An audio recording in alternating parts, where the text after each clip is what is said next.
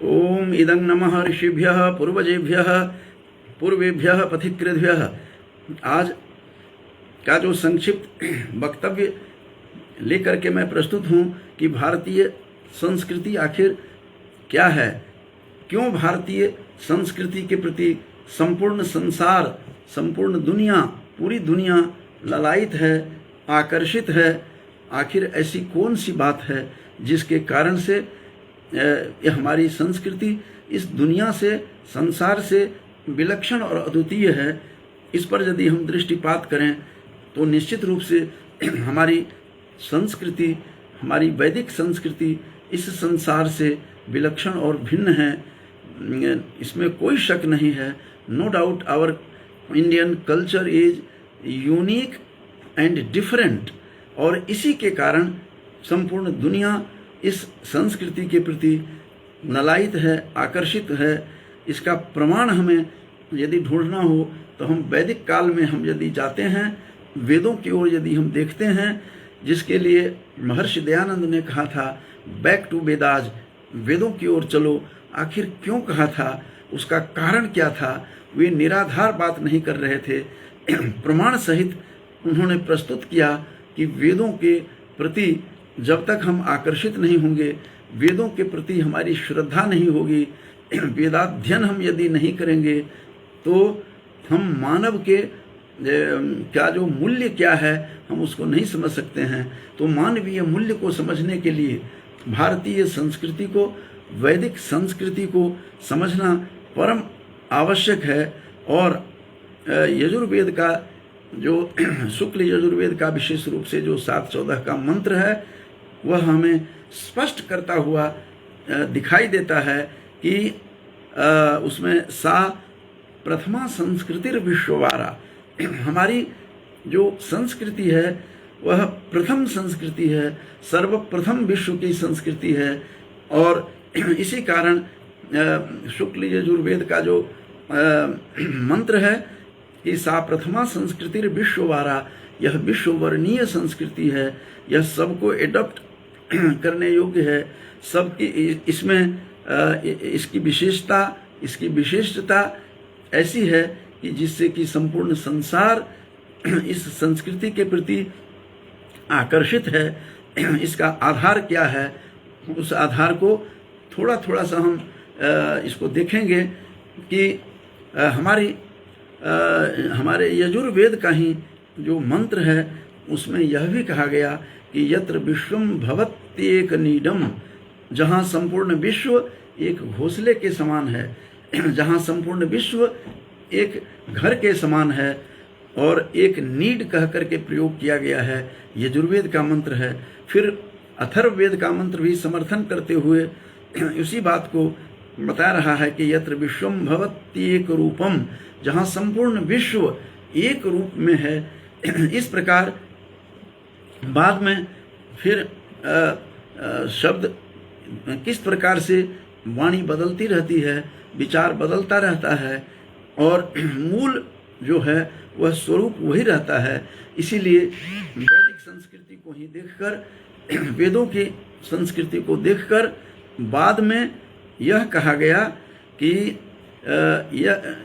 सर्वे भवन्तु सुखिनः, यह भी उसमें आया है। सभी को सुखी होने की कामना की है, सबको मंगल की कामना की गई है। और यह भी कहा गया है कि वसुधैव कुटुम्बकम, यह संपूर्ण पृथ्वी ही एक परिवार है। इस प्रकार की जो बात कही गई है, यह आकर्षण क्यों है? क्योंकि भारतीय संस्कृति स्वयं के लिए नहीं, परार्थ की चिंतन करता रहा है हमारा ऋषि मुनि, जिसके कारण हमारी संस्कृति विलक्षण और अद्वितीय है। इसमें और यत्र नार्यस्तु पूज्यन्ते कहकर रमन्ते तत्र देवताः, जो बात कही गई है मनुस्मृति में कि यत्र नार्यस्तु पूज्यन्ते रमन्ते तत्र देवताः, जहाँ नारी का सम्मान होता है वहीं देवता लोग भी रमण करते हैं। इसका अभिप्राय यह है कि जहाँ नारी का आदर सत्कार होता है वहीं पर जो है प्रॉस्पेरिटी दिखाई देती है, विलक्षणता दिखाई देती है। तो इस प्रकार का हमारी जो भारतीय संस्कृति है विशिष्ट है, विलक्षण है और अद्वितीय है। इसीलिए इसे बार बार मैं कहता हूँ कि our Indian culture is unique and singular. यह अद्वितीय है और विलक्षण है। और जहाँ तक वेदों का मैंने कई उदाहरण के द्वारा बताया, जैसे यत्र विश्वम भवत्येक नीडम, यत्र विश्वम भवत्येक रूपम, यजुर्वेद के साथ साथ अथर्ववेद भी समर्थन किया करता हुआ दिखाई देता है। और नारी को सुमंगली कहा गया, सुमंगली रियंग कह करके हमारा ऋग्वेद डिमडिम घोष करता हुआ हमारा ऋग्वेद कहता है कि यह नारी जो है यह सुमंगली होती है और यह मंगलकारिणी है, यह मंगल करती है, मंगल की चिंतन करती है। तो इस प्रकार की हमारी संस्कृति विलक्षण और अद्वितीय है। इसी वैदिक संस्कृति के आधार पर बाद में हमारी लौकिक साहित्य में भी इस प्रकार की बात और इस प्रकार की विचारधारा पसरती चली गई, जिसमें कहा गया कि मातृवत परदारेषु परद्रव्येषु लोष्ठवत आत्मवत सर्वभूतेषु यह पश्यति स पंडितः। ये वैदिक भाव को बाद में लौकिक संस्कृति में किस प्रकार से वह भाव पसर करके आता है, वही भावना पसरती हुई आ जाती है कि मातृवत परदारेषु, दूसरों की दाराओं को, स्त्रियों को हम मातृवत देखें, माँ की दृष्टि से देखें। और परद्रव्येषु लोष्ठवत, दूसरों की संपत्ति को मिट्टी के ढेले के समान, टुकड़े के समान हमें समझना चाहिए। ऐसी भारतीय जो संस्कृति है। और आत्मवत सर्वभूतेषु, अपने समान सभी प्राणियों में देखना, जैसा मैं हूँ वैसा ही सब में झांकना। तो यह पश्यति स पंडितः, जो यह पश्यति जो देखता है, इस दृष्टि से जो चिंतन करता है वही पंडित है, वही ज्ञानी है, वही समझदार है और वही नैतिक मूल्यों से भरा हुआ है। तो मातृवत परदारेषु परद्रव्येषु लोष्ठवत कह करके आत्मवत सर्वभूतेषु, यह यजुर्वेद का जो 40वां अध्याय है, जिसे हम ईश उपनिषद को भी में भी 1 से 18 तक जो उसका मंत्र है, उसमें भी कहा गया है कि जो अपने समान सब में देखता है और स्वयं को अपने में देखता है, सभी प्राणियों को स्वयं में और स्वयं को सभी प्राणियों में देखता है, तो ततो न विजुगुप्सते बात कही गई है। तब एक दूसरे से कोई घृणा नहीं करेगा। एक दूसरे के प्रति जो घृणा करते हैं, वह घृणा जो है वह कि घृणा का जो भाव है वह भाव स्वतः मिट जाएगा। सभी कलुष भाव जितने भी हैं सब मिट जाएगा। तो इस प्रकार की जो बात कही गई है, तो हमें इसी रूप से देखना चाहिए।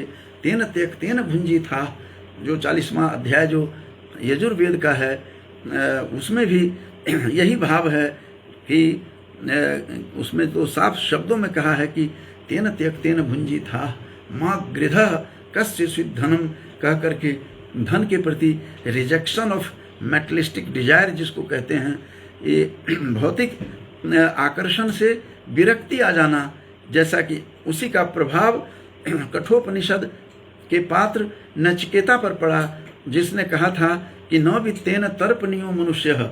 उसको समझ में आ गई थी बात कि यह वित्त जो है मनुष्य के चित्त को तृप्त नहीं कर सकता।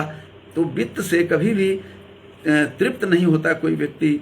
इसीलिए कामनाओं को अग्नि में प्रक्षेप कर देना चाहिए और तब शांत भाव से जीने की जो बात करनी चाहिए। जो ऐसा करता है वही सन्यासी है, वही तपस्वी है।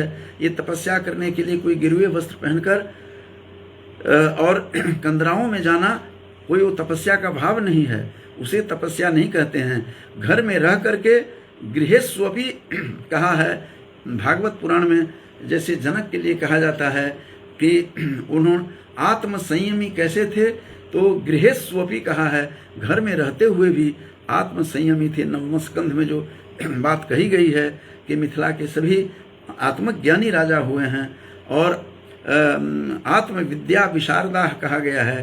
तो इस प्रकार से ऐसे सन्यासी बन करके रहना, तेन त्यक्तेन भुंजी था माँ गृध कस्यचित् धनम के भाव से रहना, अग्ने नय सुपथाराये, उसी 40वें अध्याय जो है 40वां अध्याय यजुर्वेद का, वह बहुत ही महत्वपूर्ण है।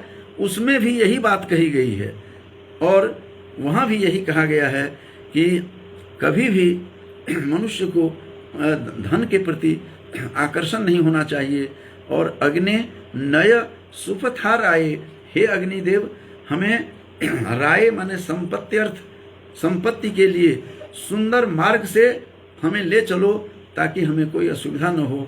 इस प्रकार से हमारी जो वैदिक संस्कृति है वह विलक्षण और अद्वितीय है। और अहम राष्ट्रीय संगमनी वसुनाम ऋग्वेद के जो मंत्र है 10वें मंडल का 125वां जो सूक्त है उसका 8 मंत्र विलक्षण और अद्वितीय है, जिसमें कहा है कि हम राष्ट्रीय संगमनी वसुनाम, ये संगमन करवाने वाली जो है संपत्ति को, वह वसु को ऐसी मैं ही हूँ, ऐसी बाघमणी ऋषिका कह रही हैं। तो इस प्रकार से आज मैंने संक्षेप में बताया। किसी दूसरे दिन अब भारतीय संस्कृति में, वैदिक संस्कृति में नारी का क्या स्थान है, इसके ऊपर मैं विषय को लेकर के मैं आऊँगा और बोलूँगा। आज का मेरा यही संक्षिप्त बोलना था कि भारतीय संस्कृति हमारी कैसी है, किस प्रकार विलक्षण है, अद्वितीय है, और इसी भाव को लेकर के मैंने आज यहाँ पर कुछ लेकर उपस्थित था। अभी डॉक्टर सदानंद झा जी यहाँ उपस्थित हैं, वे श्रवण कर रहे थे, मैं उन्हें साधुवाद देता हूँ। अनिल कुमार गुप्ता जी भी लगातार जब भी मैं रहता हूँ ऑनलाइन ये सुनते रहते हैं, उन्हें भी शुभकामनाएं प्रदान करता हूँ। आज का मेरा विषय यही था कि भारतीय संस्कृति क्यों विलक्षण और अद्वितीय है, वैदिक संस्कृति क्यों अलग है, क्यों विलक्षण है, क्यों अद्वितीय है, उसका कुछ प्रमाण लेकर के मैंने प्रस्तुत किया कि सा प्रथमा संस्कृति विश्ववारा, यह विश्व को वर्ण करने योग्य जो हमारी संस्कृति है, ऋग्वेद का जो मंत्र है 7:14 पर शुक्ल यजुर्वेद का, वह सर्वथा दर्शनीय है, पठनीय है और जीवन में अपनाने योग्य है। यह विश्ववर्णीय संस्कृति है, विश्ववारा संस्कृति है। ऐसी संस्कृति को कोटशः नमन करते हुए अपने वाणी को विराम देता हूँ। जयतु भारतीय संस्कृति, जयतु सुरभारती। धन्यवाद।